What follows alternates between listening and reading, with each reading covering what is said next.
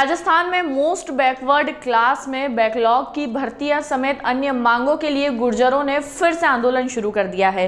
रविवार को भरतपुर के बयाना में कर्नल किरोड़ी सिंह बेंसला गुट के लोग पीलूपुरा के पास रेलवे ट्रैक पर धरने पर बैठ गए। गुर्जर रात भर पटरियों पर जमे रहे।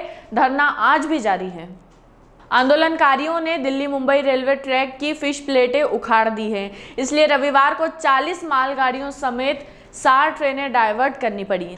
दिल्ली मुंबई की ट्रेनों को डाइवर्ट करना पड़ा।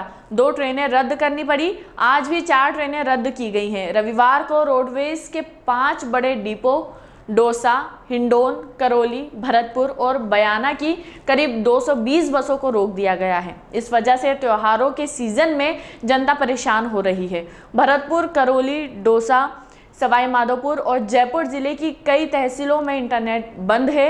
सरकार की तरफ से खेल मंत्री अशोक चांदना रविवार को बेंसला से बात के लिए गए थे, लेकिन खाली हाथ ही जयपुर लौट गए।